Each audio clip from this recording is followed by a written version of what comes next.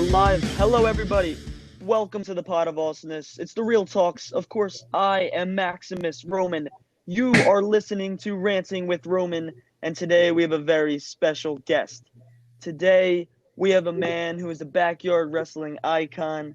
We have a man who needs no introduction. We have a man who has so many catchphrases I couldn't even repeat them all. Today, ladies and gentlemen, we have CJE. We have Cameron Jackson on the show. Cam, what's up? What's happening, buddy, man? Thanks for having me, dude. This is awesome. This is something I never thought I would be doing, especially in a time like this. Yeah, in today's world, things are pretty crazy and down, and they don't leave too much to be desired, but we still find ways to shock them, you know what I'm saying? Hell yeah, man. And I want to thank you in advance for coming on. I'm sure my fans are going to appreciate it. I'm sure some of your fans are going to catch this and really appreciate hearing from you. Oh yeah, man. I don't really do too many public things. I always do private, just talking with people. But this is cool. It's a nice change of pace, and I don't mind helping out. I like seeing people do their own thing and podcasts. I mean, when I was still doing the backyard stuff years ago, I had tons of podcasts and shows and shit. So I'm sorry if I cursed. I don't know if you can curse on here or not, but hey man, whatever floats your boat, you know. Smooth. Anything you want to do, you got it. So it's like a running theme on this show that when I have somebody new on the show, I like to dive into their past and I like to shine a light on it for everybody who doesn't really know where you came from, what your story is. So let's dive right into it. How about this? Cameron, can you tell us when you started yarding and what the year was and what your mindset was and what the company was? Well, I started, way back. I was like 9 when it originally started, and we didn't have a name for the company. It was just, let's go out there and wrestle. But then, as times went on, I'd say around 2011 is when I met up with those UWE guys. And I went to high school with those guys and everything like that. So we kind of banked together. And then 2014, we hit YouTube. And it's really been on and popping ever since until around 2018 when I decided to kind of do the full-on transition to professional. So basically, yeah, I heard that story with a lot of people. Like they do it for fun, and then it's like meet guys who also have the similar interest, and then you guys, head over to YouTube and you get a following that you never really thought that you wanted or expected to gain, and then you just, grow from there, and it's kind of unexpected. Yeah, that I know obviously I'm not the only one that could say this. I'm pretty sure you and anybody else that is currently yarding could say, like, we all don't realize that there's a whole outside world of backyarding out there until we actually try YouTube and then you see others doing it. And then you start to gain some of their following and then you get to know them. And realistically, like you said, none of us really want it, but we're not going to say no to it. We'll definitely embrace it. And that's kind of what happened in my case. Right, that's like exactly what happened in my case also. Like I was just doing it for fun, recorded it one time. I recorded it because of KBW because that's the first. I don't know if you can attest to this, but like as far as YouTube wise, like they were the biggest to ever do it and the most known, right? Wouldn't you say that? I would 110% agree. That's when we started going up on YouTube as well. We didn't know that there were other people out there doing this shit. I mean, we had an assumption, don't get me wrong. Like, we all knew of the GBYWN, but we didn't think there was, like, people on a quote-unquote smaller level. And then we stumbled upon KBW, which is still to this day, I believe, the highest subscribed backyard wrestling company on YouTube. And Fed, like, in general, just the highest viewed, most viewed. So, like, once we saw that, we were like, oh, yeah, hell yeah, we can do this. Like, we might not be able to get there because they took years on years to get there. That's what people don't realize.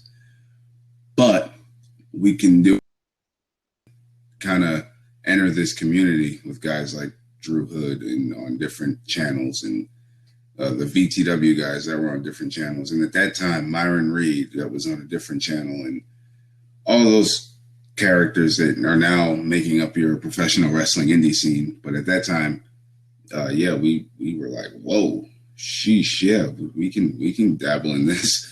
And KBW was a big. I'm talking about maybe the biggest. It probably still is the biggest motivation for other people to kind of push their stuff out to an audience. I've kind of found that it's almost like YouTube has put a glass ceiling over backyard wrestling, because I know besides EVW, which is my home fed, like other guys are getting their videos taken down for like violence and shit like that, and it's really discouraging for the guys. Like I had a whole channel terminated. I told you the other day when we were in a call. Like that channel was at 3K subscribers, and we got terminated for violating the YouTube guidelines. I guess maybe because KBW did it on a trampoline or whatever, that it was deemed safer. But I feel like YouTube has put a glass ceiling over. I don't know if you can relate to that as you've left the YouTube backyard wrestling scene, but have you seen any of that happening? I've heard people say things about it. I mean, I've had a video or two of mine even taken down, but not yarding videos, professional wrestling videos. Now, it's always been about working the system as far as that type of thing goes. Now it's just time to get back to the drawing board with like the advice I can give to you guys with this channel stuff going on and videos being taken out is find a way to work the system. Like find a way around it. If you got to say, no, this isn't kid friendly and type Y, then fine, do that. Or if you've got to like follow your videos under entertainment instead of sports or whatever people are putting it under, like sometimes you got to do that. Sometimes you have to put disclaimers in the description, which unfortunately takes away from what you're trying to do as a show, but sometimes you got to do it.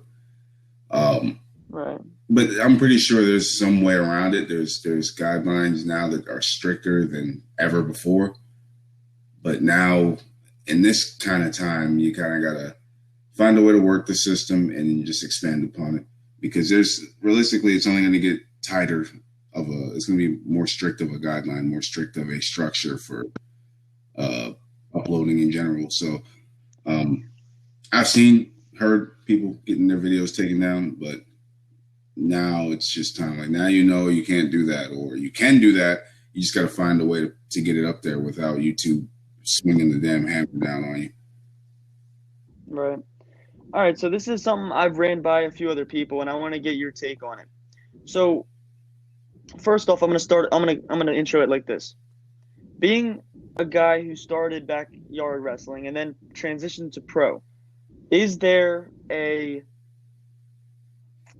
consensus in pros that backyard wrestling is lesser and it's shunned and it's looked down upon? Is that true?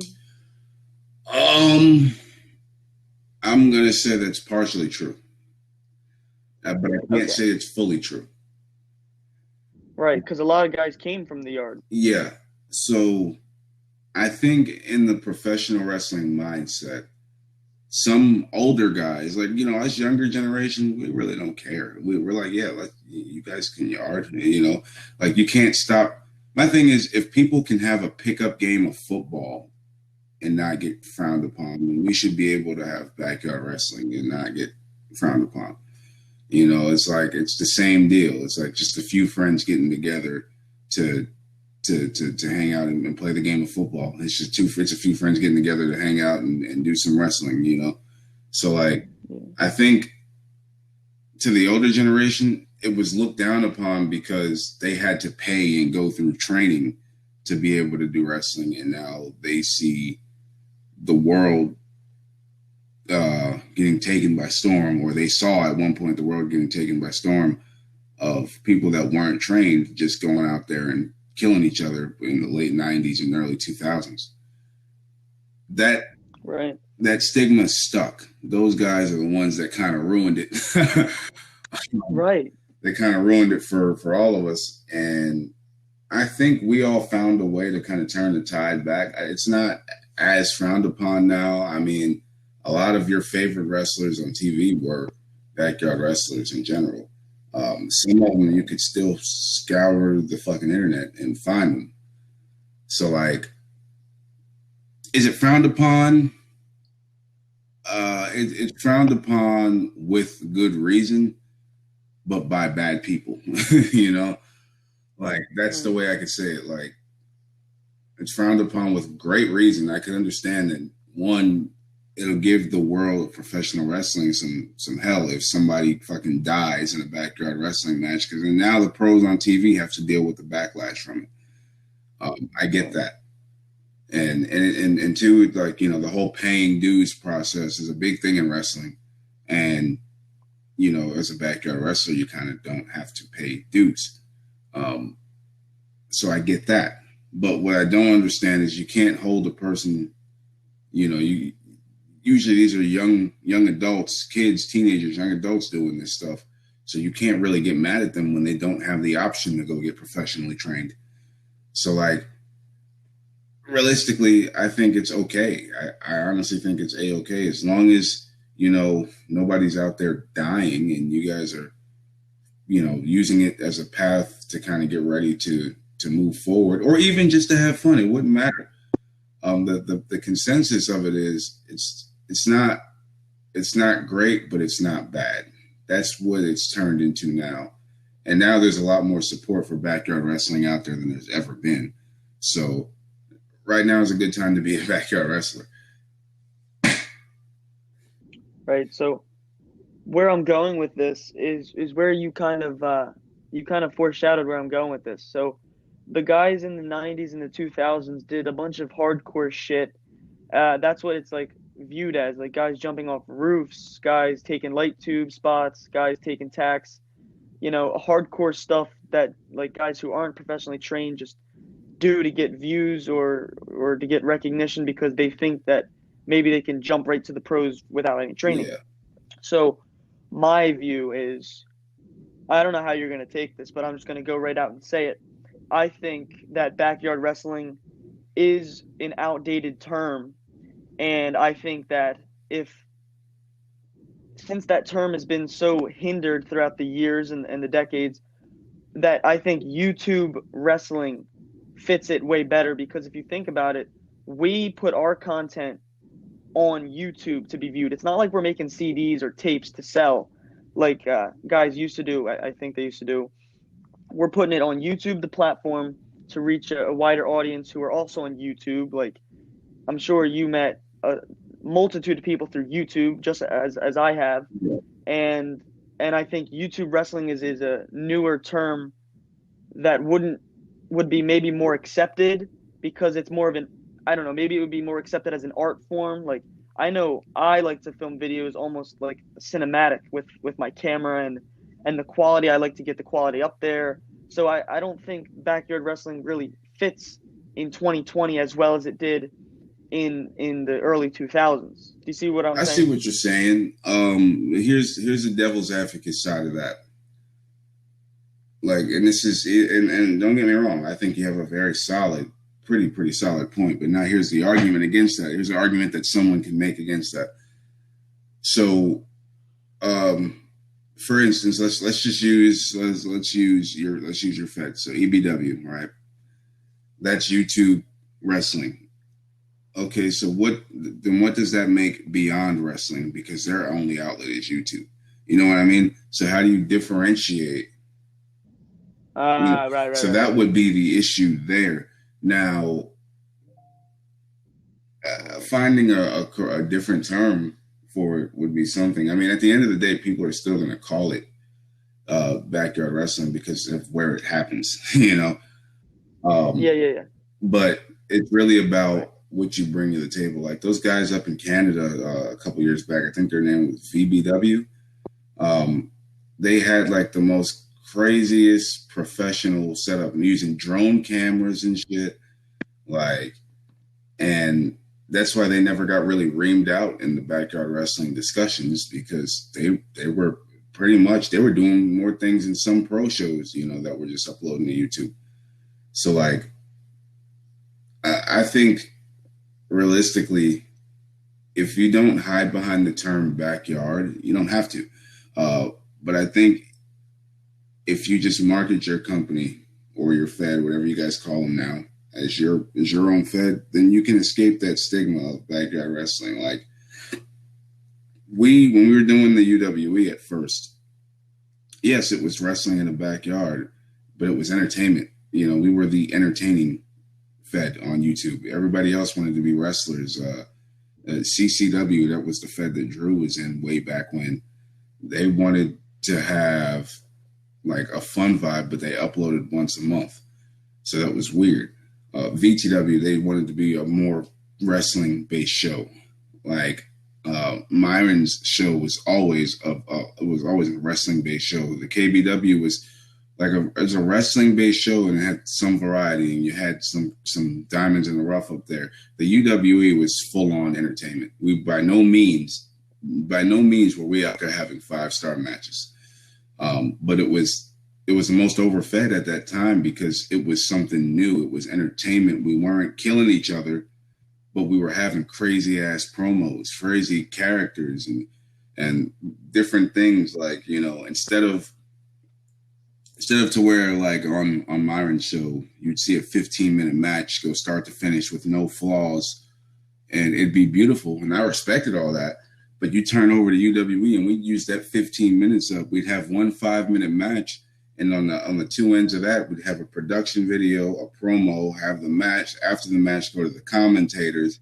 After the commentators, go to another promo and then go into another match. You know what I mean? So we were like a entertainment show. And we escaped that stigma of backyard wrestling because people were like, man, this is just like a show. This is just a show. Like it's not by no means was it just a wrestling show. By no means was it just an entertainment show. It was just a full-on show. So that's how you kind of escape that stigma of it being backyard wrestling. Like towards the end of VTW, it was kind of the same way. The only difference is VTW was very proud to, I mean, and don't get me wrong, we were all proud, but VTW was very proud of itself. And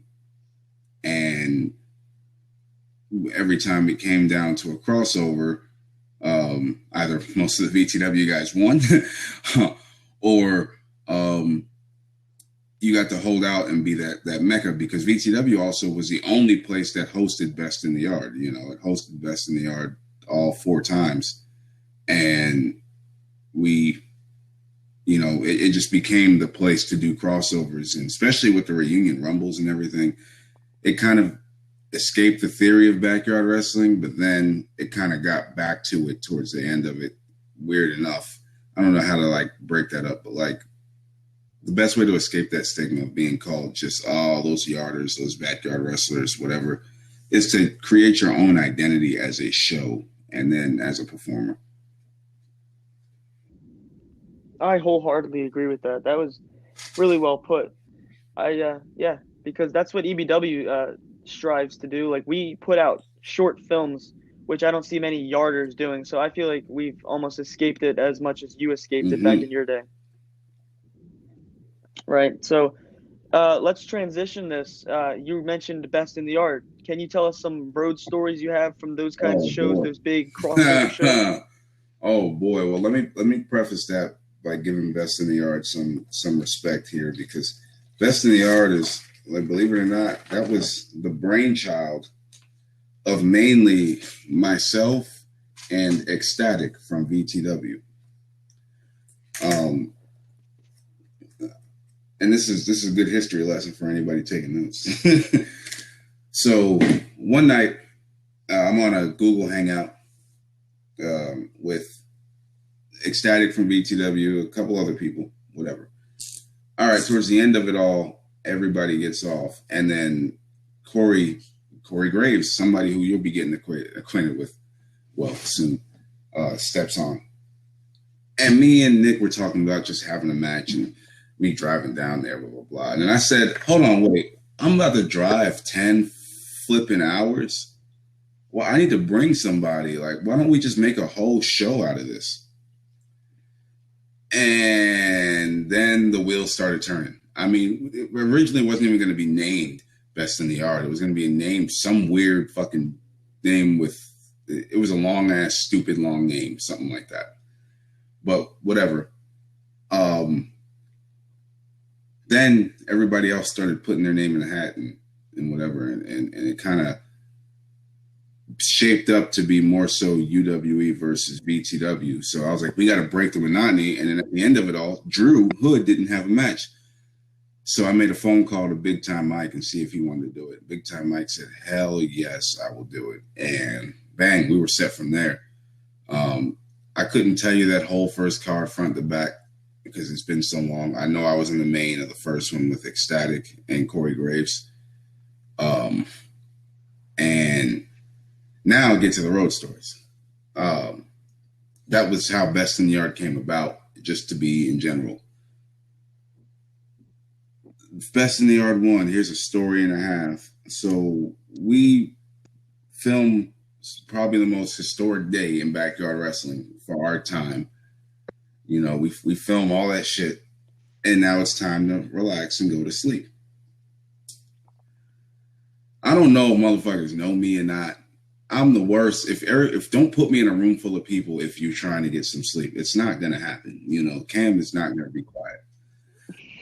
So Big Time Mike is across the room, and I'm just giving him shit all night. You know, just giving him all types of shit.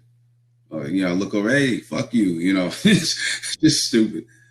And then, you know, eventually I started getting on him with fat jokes. And every time I say a fat joke to him, he comes over, drops a fucking elbow on me and gets up and walks back. So we're going back and forth, you know, blah, blah, blah. And you know, then at this point, I'm like, fuck it, everybody's trying to sleep.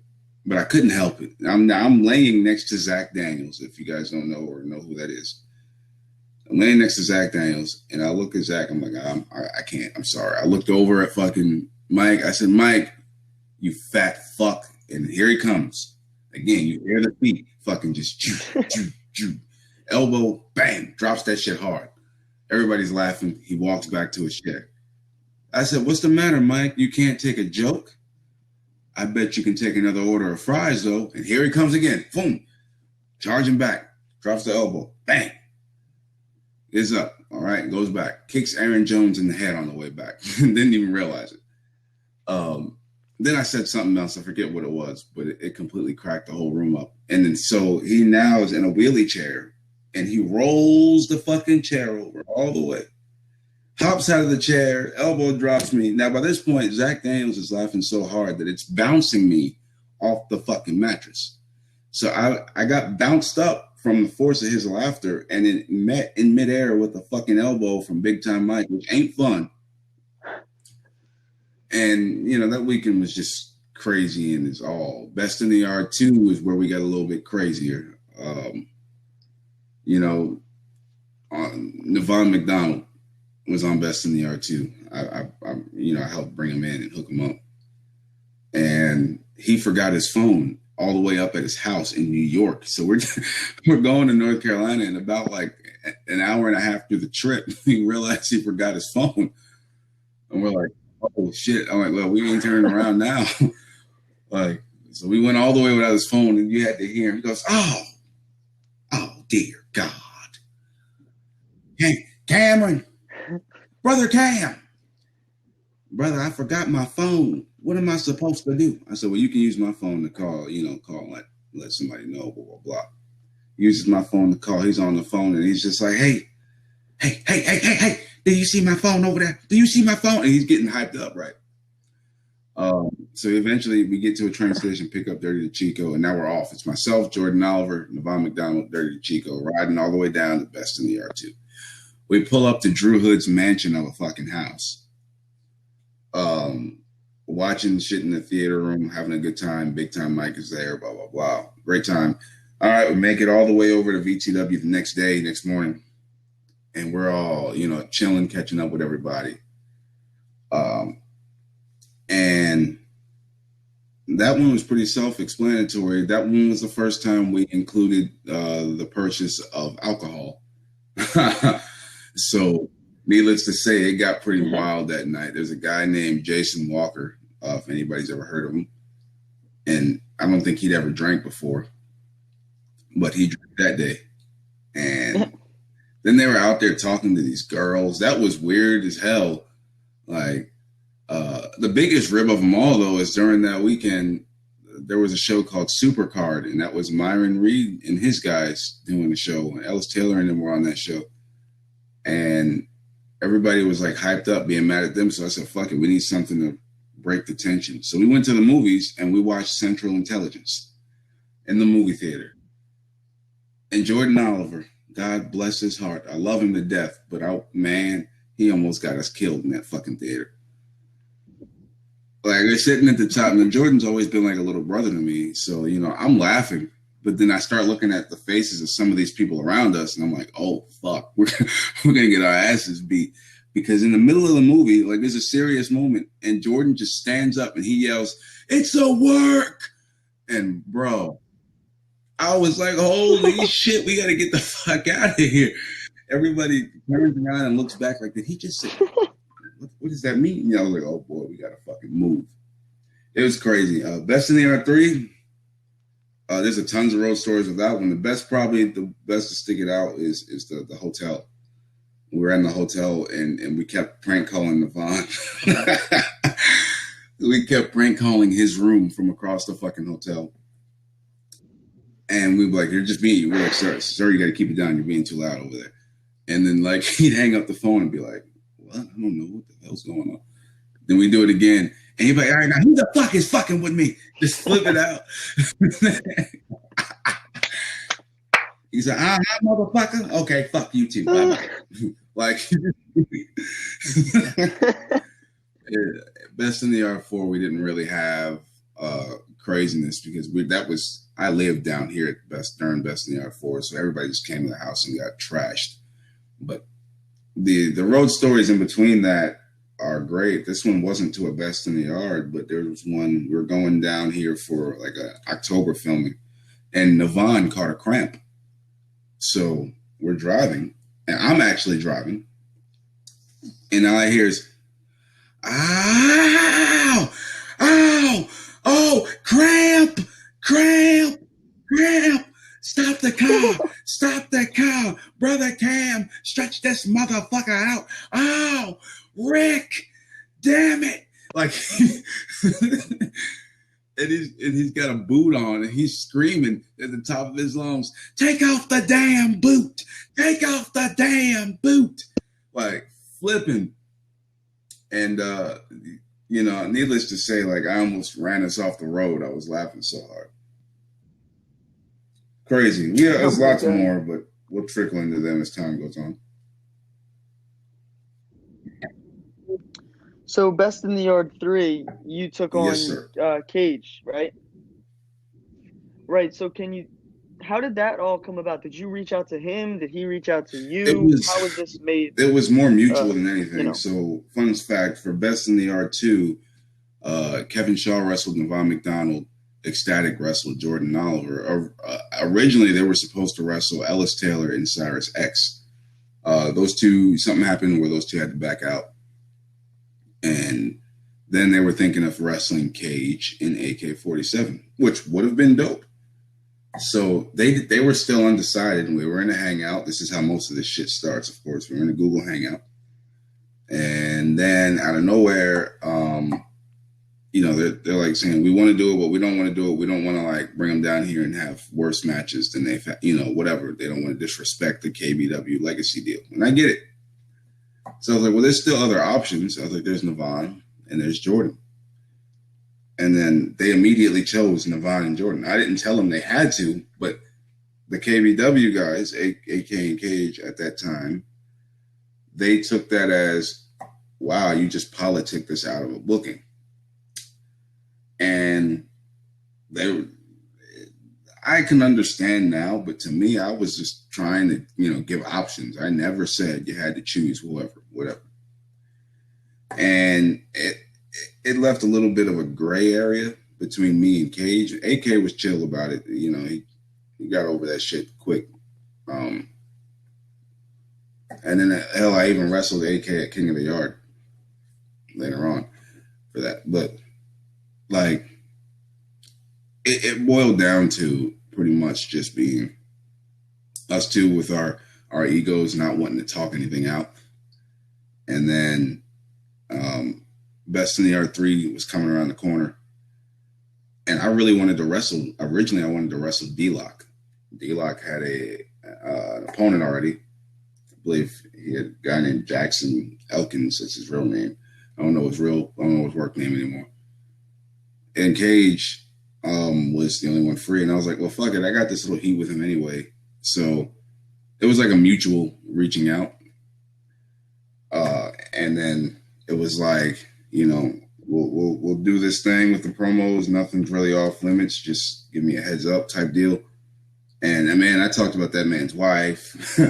I talked about his daughter. The kids ain't done nothing wrong. I was talking about any and everything just to get under his fucking skin. And, you know, I don't know. I can't say that we were great friends going into it. But I can say we became damn close after it, you know. It was a fun time, but really that all came together. It was more like a mutual, like, he always wanted to do Best in the Yard. I'm kind of like the big name at the time. And, you know, it's only fitting that the name then versus the name now happens. You know what I mean? Right. But then it also boiled down to like a lot of other things, like, would it be the best match on the show? I think it was. Yeah, I was surprised it wasn't the main event. I remember watching that back all those years ago, and I was so excited to see this match. And yeah, I was really surprised it wasn't the main event. There was a lot. People, we got a lot of heat. Not even we. Cam got a lot of heat. A lot of people that didn't like Cage because he's Cage. They're jealous. You know, there's no way around it. They're jealous that he's Cage. And you know, he wore that. He knew that, and he made sure that he let them know that he knew that. And I didn't. But he was always humble about it. He wasn't an asshole. And people did not like the fact that I was wrestling Cage because they were like, well, the show's just going to be about Cage then, blah, blah, blah. And I'm like, but look at the long side of it. If you can stand out in your own separate match on the show with Cage on it, then it means you can do something well. Yeah. They were only looking at the negatives of it, and I caught a lot of heat for it, and I told a lot of people to fuck off and kiss my ass because of that. But it did nothing but motivate me to have a better match with Cage, and we just had a knockdown, drag out fight, and the ending, you know, the ending was what this is what we planned. We got this exact reaction we wanted with the ending, you know, like now the story goes, you know, knockdown and drag out fall. He's better than me. I'm better than him. He's better than me. Who's actually better? And then we get with the double count out, which was more of an on the fly call. I'm not going to go too far into it just for sake of, you know, people's in general, but more so on a flying call to do the double count out, because it's just like, in everybody's mind, I'm the better backyard wrestler. But also in everybody's mind, Cage was fucking cool as hell. You know, like he was back then, you know, he was the inspirer. He did things that nobody could do. And I was at that point to where, like, nobody can pass me a torch. You know, like, if anything, I'm the one to pass the torch. So I can't lose to Cage because I'm passing a torch to somebody who doesn't need the fucking torch. He shouldn't lose to me. If he does, and hey, it is what it is. But if he loses to me, then people are going to be expecting round two. If nobody wins, people expect round two, and they want to see it done some justice. Hopefully round two happens on the indie show, you know? That way we can use flashbacks from it and callbacks, and we'll edit it up real nice with flashbacks from Best in the R3 versus then, you know. But I think it went perfect, and it was supposed to be like a big, like, oh, fuck, why would they do that? You know, and the answer to why would we do that is because had we given anybody a winner, had we given you a winner, say either me or Cage, if we given you a winner, whoever won that match would have had to have done crossovers for the rest of their fucking life. Let's be real. Because everybody would have been chomping at the bit to wrestle the guy that won Cam versus Cage. So we kind of said it was a smarter deal. And afterwards, you know, we really earned each other's respect in a very big way and hugged it out, had a good time. And, you know, he has a Black Toe Splash shirt. I had a KBW shirt, but I ripped it in the entrance. And, you know, it was cool. And he today, to this day, he kind of remains one of my good friends. Yeah, I'm looking at it now, and actually in the title of Best in the Yard 3, it's YouTube wrestling in the. Yeah, that's when they were trying to be. They were trying to escape the backyard thing, and it didn't really. Technically, okay, that one's a different theory. See, now this is where we get into it, because that one happened indoors. So like, Right. So that's technically like it can't even be semi-pro because nobody. Well, Dustin was trained, Cage was trained, I was doing some training, Yankee was trained, so there was some not legitimacy, but there was some credibility to it.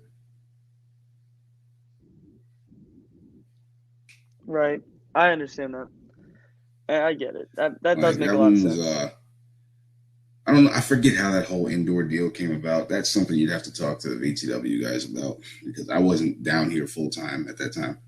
I was still living in Jersey, wrestling in New York every weekend. So that was different. But like we made history with that match. Definitely. I've never seen so many fans that hadn't been active in years come out. Like it was like a fucking huge deal. Like it was crazy. My inbox was overflowing like every damn day. And then some of these promos were cutthroat, man. Like I made sure to utilize every bit of that KBW channel I could. Like the top comment is real disappointing end to Cage versus CJE. And that's what it's supposed to be. Yeah. But it's still maybe that day everybody was wound up in emotion, but the next day we got so much love. Like, you know, the 3 or 4 people that still find it as a disappointment, then they can go hide under a rock somewhere, you know. But the ones now that kind of look back at it and say, yo, they put on a fucking banger of a match and all that. Because now we left that door open to where, say we fucking get trapped down in another quarantine and he hadn't wrestled in a while and I hadn't wrestled in a while, we could do that match. You know what I mean? So we also left that door open to where you never know what's going to happen. There's been plans for a one-on-one round 2, typically on an independent level. But, you know, like I said, if the world kind of works the way it is and we get trapped back down into quarantine anytime soon, you might see it sooner than later, and you might see it happen outdoors rather than indoors.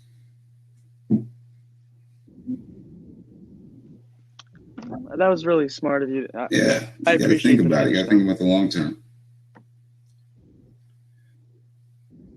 Yeah.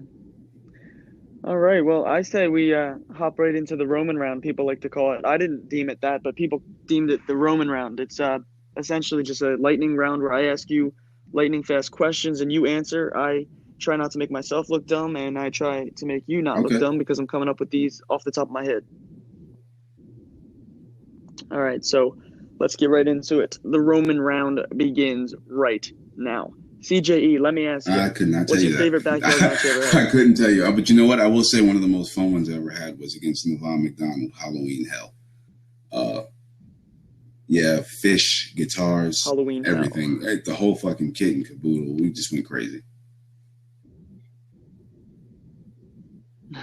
All right, favorite pro match to date? George South top 3 is my absolute favorite.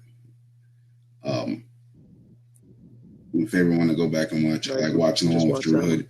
And number 3 would have to be whatever match my next one is, because that's the only way you top those. Good answer. Good answer. Favorite wrestling match that you've That watched one's as a tough. fan? There's way too many to count. That one. As a Top 3? fan, sentimentally, one of my favorite matches I've ever watched was actually not on TV. I was at the show. I was on the show, but 2 of my trainees, Spencer Ash and Kay Omari, won tag team titles. So that was one of my favorite matches because, just good to see my trainees do something well. Going back into it, I love fucking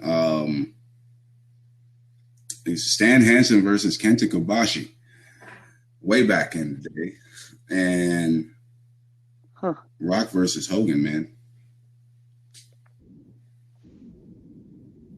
Right. All right, lightning round. If you could come back to the yard for one show, who would you work? If you would, if in fantasy world, if you were ever to come back.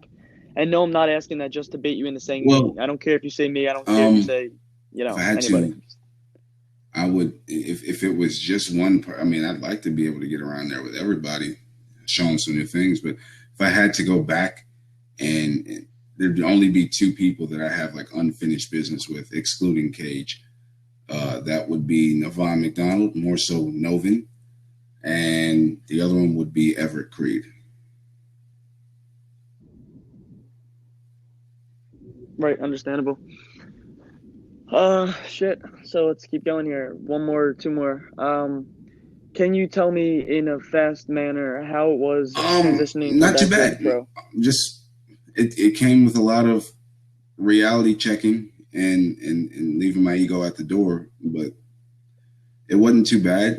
Just I had to realize I didn't know everything. I had to just shut up and kind of learn and excel that way. But once I started getting the hang of it, which was quicker than most, it's been a breeze, just about. So that leads to the next question. When you went pro, did anybody know your backyard stuff? Did it give you any heat? Yes and no. There were people that would. There's other wrestlers, obviously, that are younger than me that watched me backyard wrestle. And they say it to me in locker rooms all the time. It doesn't give me heat, but it does make me prone to a lot of ribs. And rib is a practical joke if anybody doesn't know that. Right.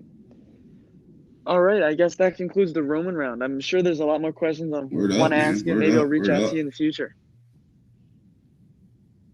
This was fun. I mean, if you get the free time, I'd love to have you on again. Man, I love doing these things. Like, I don't do them often, but I love doing these things.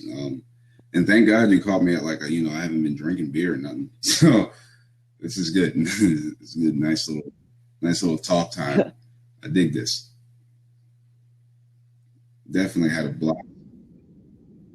Well, maybe I'll have to call you when you've had a few beers in you. That would be crazy. That would be crazy because then I'd be saying some stuff on here that I don't know if it'd get anybody in trouble, but I'd say it. Like, yo, all right, King. Brother, thank you. I want to thank you again. And now a note to you, man. You're doing your thing. Kind of remind me of myself, man. Like things that I used to do to just stand out and give back and learn more about the community that you're in and that's another thing. It doesn't seem like there's much of a big community anymore. It seems like there's just a few different feds that talk to each other. As to where back in my time, there was a huge community. Like there was hundreds, if not almost thousands of backyard wrestlers all kind of talking to each other. I don't know where that went. But kudos to you to try to rekindle that. That's a big thing. A strong community brings out the best content, and it also opens up more crossover opportunities and just people to learn from, people to have friends with, crazy experiences and parties, because there's some wild ones we've had that I really shouldn't say while I'm sober, but there's some crazy things, and fun times all around.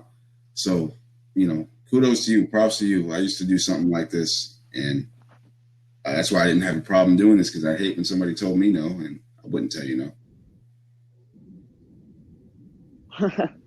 Yeah, trying to grow it, man. Right Trying on, to do man. exactly what Well, you did. don't follow Following your mine. footsteps. Create your own. But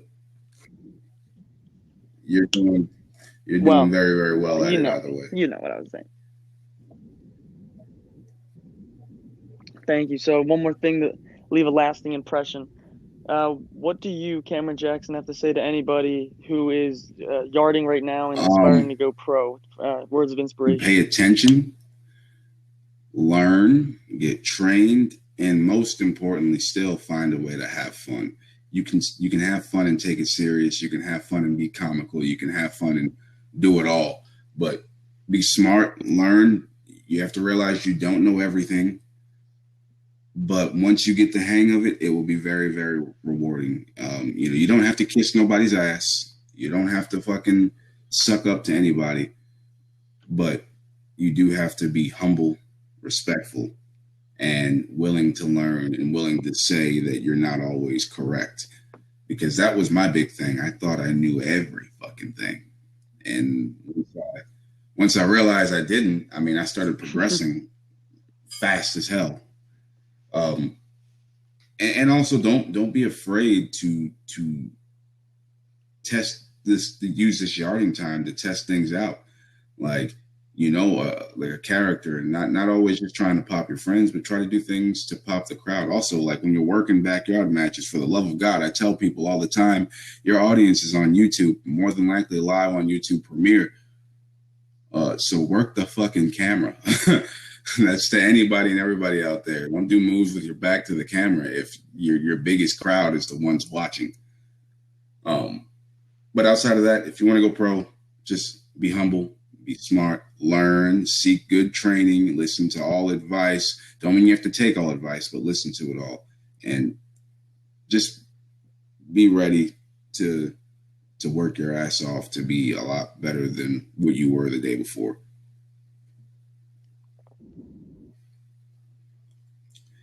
Right on, man.